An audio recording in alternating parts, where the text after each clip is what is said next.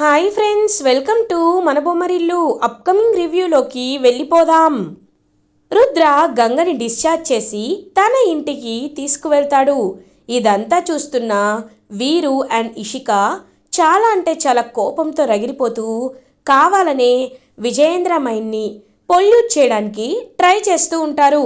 అయినా మావయ్య గారు ఫుడ్ ఫెస్టివల్కి తను ఎందుకు మారువేషంలో రావాలి అని కొత్త పాయింట్ని రేస్ చేస్తాడు వీరు. చూడు వీరు, ఆయన నువ్వు ఆలోచించాల్సింది గంగ మారువేషంలో ఎందుకు వచ్చింది అని కాదు, గంగ తీసుకున్న ఫుడ్లో విషం ఎలా కలిసింది అని, అసలు పాయిజన్ అయిన మాట ఎలా జరిగింది అని. ఎందుకంటే నువ్వే అదంతా కోఆర్డినేట్ చేసావు కాబట్టి నీకే నిజం తెలియాలి. కాబట్టి ఇకపై జాగ్రత్తగా ఉండు. అసలు ఆ ఫుడ్లో పాయిజన్ ఎలా కలిసిందో ముందు తెలుసుకొని తర్వాత వేరే విషయాల గురించి మాట్లాడు అని గట్టిగా వార్నింగ్ ఇచ్చి లోపలికి వెళ్ళిపోతారు విజయేంద్ర. ఇంకా ఇషిక అండ్ వీరు ఇద్దరూ అలా ఒకరినొకరు చూసుకుంటారు. ఏంటి బ్రో, మనం వేసిన ప్లాన్ ఇంత అట్టర్గా ఫ్లాప్ అవుతుందని, తిరిగి రివర్స్లో మళ్ళీ ఆ ఆ గంగ మళ్ళీ ఇంటికి వస్తుందని అస్సలు అనుకోలేదు. ఇప్పుడు ఏం చేద్దాం బ్రో అని అంటుంది. ఎలాగో మావయ్య మనకి రివర్స్ అయ్యారు కాబట్టి మనకున్న బ్రహ్మాస్త్రం అత్తయ్యే కదా, అత్తయ్య కొంచెం వెళ్ళి కాకపడితే సరిపోతుంది అని ఇంకా అలా శకుంతల దగ్గరికి వెళ్తారు వీరు అండ్ ఇషిక. వెళ్ళి చూస్తూ ఉంటారు. అత్తయ్య అని కాళ్ళ దగ్గర కూర్చొని, అత్తయ్య ఐఎమ్ సారీ అత్తయ్య, మీరు చెప్పినట్టు నేను కొన్ని డిఫెక్ట్స్తోనే ఫుడ్ ఫెస్టివల్ని కోఆర్డినేట్ చేసి ఉండొచ్చు అన్నయ్య. కాకపోతే ఒకటి నిజం అత్తయ్య, ఆయన ఆ గంగ కావాలనే ఎందుకు ఫుడ్లో విషం కలిపి ఉండకపోవచ్చు అని అంటారు. ఒక్కసారిగా షాక్ అయిపోతారు ఇంకా శకుంతల. వెంటనే చూస్తూ ఉంటుంది ఇషిక. అవునత్తయ్య, ఒక్కసారి ఆలోచించండి.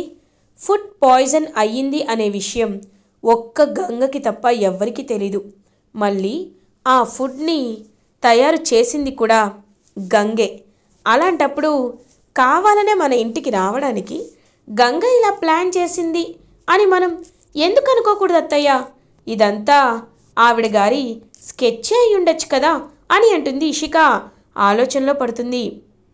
మీరు చెప్తుంటే నాకెందుకో నిజమని అనిపిస్తోంది. అయినా ఆ గంగని నేను ఇంటి సభ్యురాలిగా ఎప్పటికీ ఒప్పుకోను కదా అని ఇంక కోపంగా అక్కడి నుండి హాల్లోకి వస్తుంది. అలా శకుంతల వాళ్ళ ప్లాన్ సక్సెస్ అయినందుకు హ్యాపీగా ఫీల్ అవుతారు వీరు అండ్ ఇషిక. ఇది ఇలా ఉండగా గంగ వాళ్ళ అమ్మ నాన్న లక్ష్మి పైడిరాజు గంగ వాళ్ళ ఇంటికి వస్తారు. గంగ అప్పుడే ఫ్రెష్ అయ్యి వంటగదిలోకి వస్తుంది. ఆ ప్రమిళ ప్రమిళ అక్క, మీరు తప్పుకోండి, నేను చేసేస్తాను అని అంటుంది. ఏంటి, నువ్వు కుకింగ్ చేస్తావా? ఇప్పుడు నువ్వు రెస్ట్ తీసుకోవాలి అని అంటుంది ప్రమీల. ఏంటి అందరూ నన్ను రెస్టింగ్ అంటారు? రెస్టింగ్ తీసుకుంటే ఏమొస్తుంది? వాళ్ళంతా నీరసంగా ఉంటుంది. అదే మన పని మనం చేసుకున్నాం అనుకో ఎంతో హ్యాపీగా ఉంటుంది. కాబట్టి నన్ను చేయనివ్వండి అని చెప్పి వాళ్ళతో గొడవ పడుతుంటే రుద్ర అక్కడికి వస్తాడు. ఏయ్, ఏం చేస్తున్నావు అని అడుగుతారు. "ఆ, ఏం లేదు అని అంటుంది. చూడండి బావగారు, తను వంట చేస్తుందంట అని అంటారు. అవునన్నయ్యా, ఇందాక నుండి వింటూనే ఉన్నాను, వంట చేస్తుందంట అని చెప్పి మిగతా వాళ్ళు అనేసరికి డిశ్చార్జ్ అయ్యి కొన్ని గంటలు కూడా కాలేదు, అప్పుడే నువ్వు వంట చేస్తావా నిన్ను అని అంటారు రుద్ర. సార్, కొట్టకండి సార్, అయినా నేను ఇప్పుడు ఏమన్నానని? ఏదో వంట చేసేస్తాను అన్నాను, దానికే నన్ను కొడతారా అని అంటుంది గంగ. ఇంకా అలా అందరూ హ్యాపీగా నవ్వుకుంటుంటే అప్పుడే లక్ష్మి పైడిరాజు ఇద్దరు ఇంటికి వస్తారు. గంగా అని గట్టిగా పిలుస్తుంది. ఇంక వెంటనే పాపం గంగ అక్కడికి వస్తుంది. అమ్మా, నాన్న అని పాపం లక్ష్మిని హక్ చేసుకుంటుంది గంగ. నీకేమైనా అయ్యిందేమోనని నేను ఎంత బాధపడిపోయానో తెలుసా? ఇప్పుడు నాకు చాలా చాలా సంతోషంగా ఉంది గంగ అని పాపం గంగ వాళ్ళ అమ్మ గంగని చాలా హ్యాపీగా ప్రేమగా చూస్తుంది. అదంతా చూస్తూ రుద్ర చాలా హ్యాపీగా ఫీల్ అవుతాడు. అల్లుడు గారు, ఇప్పటికైనా మీరు గంగని మీ ఇంటికి తెచ్చుకున్నారు, తన్ని మీరు ఈ ఇంటి కోడలిగా అంగీకరించారు, నాకు చాలా సంతోషంగా ఉంది అని అంటారు. ఏంటి, ఈ ఇంటి కోడలిగా అంగీకరించారా? అదంతా మీ కళ అని అంటుంది శకుంతల. ఒక్కసారిగా అందరూ షాక్ అయిపోతారు. పెద్దమ్మ అని అంటాడు రుద్ర. ఏయ్, నువ్వేమీ మాట్లాడద్దు రుద్ర. అయినా నీకు మాట్లాడే అర్హత కూడా లేదు. నేను చెప్పింది మీరు వినాలి అంతే. ఏమ్మా, మహానటి విషాన్ని తిని హాస్పిటల్లో జాయిన్ అయ్యేంతసరికి నేను నీ ఇంటి కోడలిగా ఒప్పేసుకుంటానని అనుకున్నావా అని అంటుంది శకుంతల. ఒక్కసారిగా గంగా, అమ్మగారు, నేనేమీ మిమ్మల్ని ఇబ్బంది పెట్టలేదు, తొందర పెట్టలేదు. మీరు నన్ను ఇంటి కోడలిగా ఒప్పుకోవాలని కూడా నేను ఇప్పట్లో ఆరాట పడట్లేదు అమ్మగారు అని అంటుంది. అవునా, ఆరాట పడటం లేదా? అలాంటప్పుడు ఎందుకు ఇలా చేశావు అని అడుగుతారు. ఒక్కసారిగా షాక్ అవుతుంది. నేనేం చేశాను అని అడుగుతుంది. ఏయ్, నువ్వు కావాలని నువ్వు తిన్న ఫుడ్లో విషం కలుపుకున్నావు. అయినా నువ్వు నువ్వు వండిన వంటలోనే ఎలా వచ్చింది? నువ్వు వండిన వంటలోనే విషం ఎలా కలిసింది? అండ్ ఆ విషాన్ని నువ్వు ఎలా తిన్నావు? చెప్పు చెప్పు అని అడుగుతారు. ఆ విషయం కలిపింది నేనెవరో చూశాను అని అంటుంది గంగా. ఒక్కసారిగా గంగ ఫ్లాష్ బ్యాక్లోకి వెళ్తుంది. ఎప్పుడైతే గంగ అలా పరిగెత్తుకుంటూ వస్తూ ఉంటుందో అదే టైంకి వీరు ఆ మనిషికి డబ్బులు ఇవ్వడాన్ని చూస్తుంది గంగ. చూసి వాడిని పట్టుకొని ఎలా అయినా సాక్ష్యాన్ని తీసుకురావాలి అనుకునేలోపు వాడి పాడిపోతాడు. కాబట్టి ఇటువైపు ఇటు వచ్చి ఎలా అయినా మినిస్టర్ విషం తినకుండా చూడాలి అని ఇంకా ఫిక్స్ అవుతుంది పాపం గంగా. సో అలా వీరునే ఫుడ్ పాయిజన్ చేయమన్నాడు అనే ఒక నిజాన్ని ముందే తెలుసుకుంటుంది గంగా. ఏంటి సైలెంట్గా ఉన్నావు? చెప్పు, విషం ఎవరు కలిపారో తెలుసు అంటున్నావు కదా, ఫుడ్ పాయిజన్కి కారణం ఎవరో తెలుసు అని అంటున్నావు కదా, అలాంటప్పుడు ఎందుకు ఎందుకు దాచిపెడుతున్నావు చెప్పు అని అడిగేసరికి అది వీర్ అని ఆగిపోతుంది గంగా. ఒక్కసారిగా అందరూ చూస్తూ ఉంటారు. ఇంకా వెంటనే అలా అందరూ చూస్తుంటే, నేను ఇప్పట్లో చెప్పలేను అమ్మగారు, చెప్పినా మీరెవరు నమ్మరు అని అంటారు. అవునా, నమ్మరా?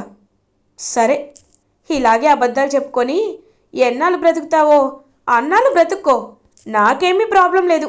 అయినా నీలాంటి వాళ్ళు ఇంట్లో ఉంటున్నారంటేనే ఒళ్ళంతా కంపరంగా ఉంది. మీ అమ్మ నాన్న ఏమో ఎప్పుడు పడితే అప్పుడు వస్తూ ఉంటారు, వెళ్తూ ఉంటారు. అదే కదా నీకు కావాల్సింది అని అక్కడి నుండి వెళ్ళిపోతుంది శకుంతల. పాపం లక్ష్మి బాధపడుతుంటే పైడిరాజు, చూసావే, చూసావా, ఈ డబ్బున్నోళ్ళు ఎప్పుడు మనలాంటి వాళ్ళని చిన్న చూపు చూస్తూనే ఉంటారే, అందుకే ఇక్కడికి రావాలంటేనే నాకు అసహ్యం. కానీ నువ్వు నన్ను పట్టు పట్టి ఇక్కడికి తీసుకొచ్చావు. సన్మానం బాగా జరిగింది కదా, ఇంక పద వెళ్దామని చెప్పి వెళ్ళిపోతూ ఉంటారు. లక్ష్మి పాపం ఒక్క నిమిషం ఉండు. గంగా, నువ్వు అమ్మగారి మాటలేం పట్టించుకోవద్దు. అమ్మగారి మనసు వెన్న, నీకు తెలుసు కదా, జాగ్రత్తగా ఉండమ్మా.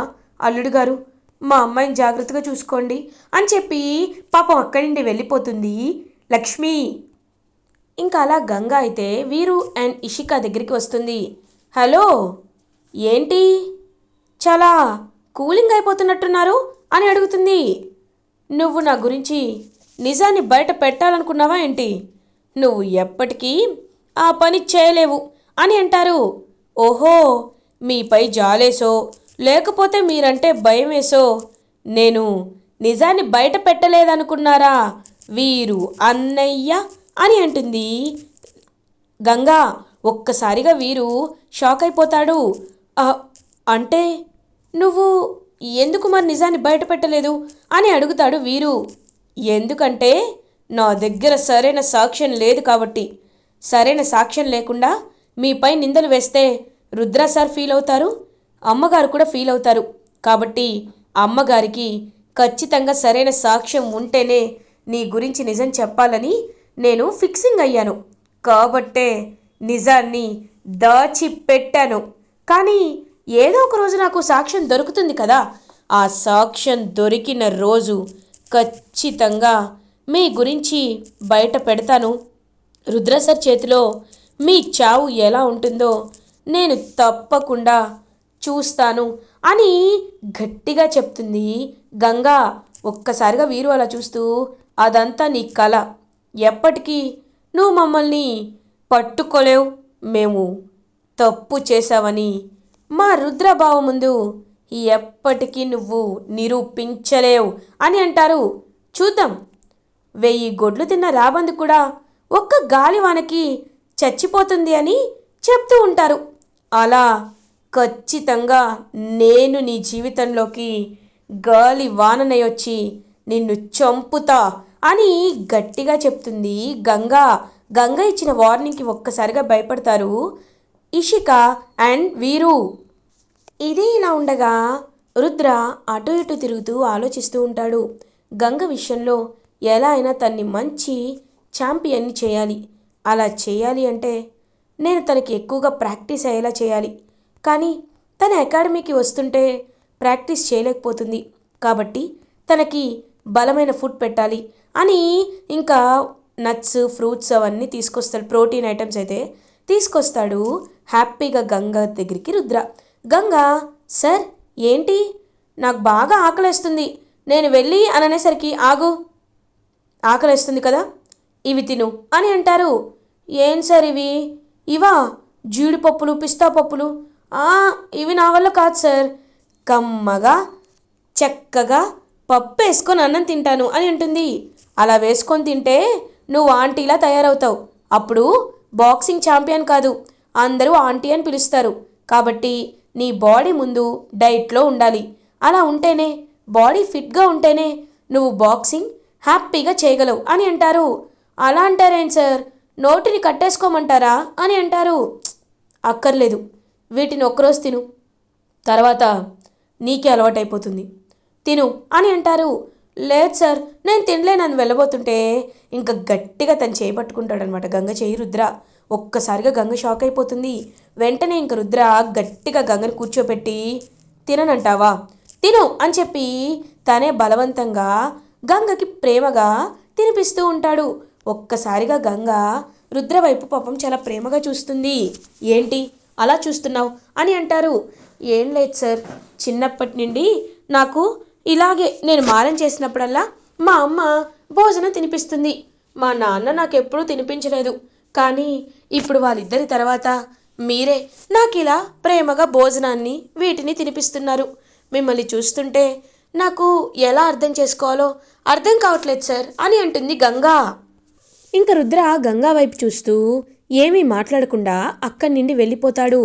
పాపం అలా విజయేంద్ర అదంతా చూస్తూ, చూసావా రుద్ర, గంగ నీపై ఎంతటి అభిమానాన్ని పెంచుకుందో. కాబట్టి నువ్వు గంగని భార్యగా కాకుండా ఒక ఛాంపియన్గా చూడాలి అని అనుకుంటున్నావు. అందుకే నేను నిన్ను ఇబ్బంది పెట్టడం లేదు. నువ్వు గంగా కలిసి లక్ష్యాలను సాధించాలి. మీ మధ్యలో ఎన్ని అపార్థాలు వచ్చినా, ఎంత ఎంత ఆటంకాలు వచ్చినా మీరిద్దరూ ఒకరి చేయి ఒకరు విడిచిపెట్టకూడదు. నేను కోరుకునేది అదే అని పాపం చెప్పి అక్కడి నుండి వెళ్ళిపోతారు విజయేంద్ర. ఇంకా అలా ఆలోచనలో పడతాడు రుద్ర. ఇది ఇలా ఉండగా మార్నింగ్ అవుతుంది. రుద్ర గంగ ఇద్దరు కలిసి అకాడమీకి వెళ్ళి ప్రాక్టీస్ చేయాలనుకుంటుంటే పారు ఏమో అలా ఇంకా మాట్లాడుతూ ఉంటుందన్నమాట. చూస్తూ ఉంటుంది అదంతా. నేను ఉండాల్సిన ప్లేస్లో ఆ గంగ ఉంది. ఎలా అయినా గంగని దూరం చెయ్యాలి అనుకున్నాను, కానీ అవ్వట్లేదు.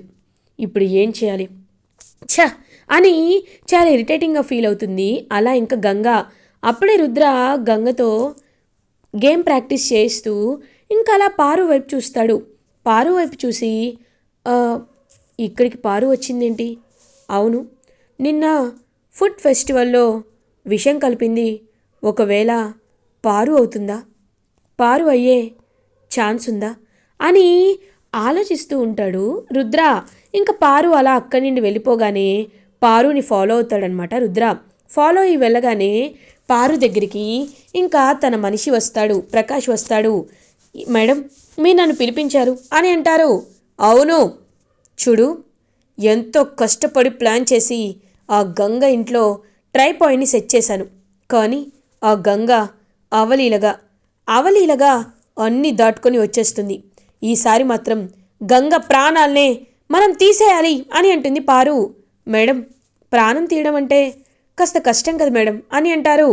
ఏయ్, నీకు ఎంత డబ్బడిగినా ఇస్తాను. నేను ప్రాణాలు కోరుకుంటున్నాను. ఒక మంచి టైం చూసుకొని నువ్వు ఆ గంగ ప్రాణాలు తీసేసేయి అని ఇంకా పారు ఆ రౌడీకి డబ్బులు ఇస్తుంది. ఒక్కసారిగా ఇంక అదంతా విని రుద్ర షాక్ అవుతాడు. అంటే పారు గంగని చంపాలనుకుంటుంది. కాబట్టి ఖచ్చితంగా పారుని గంగ నుండి ఎలా అయినా దూరం పెట్టాలి.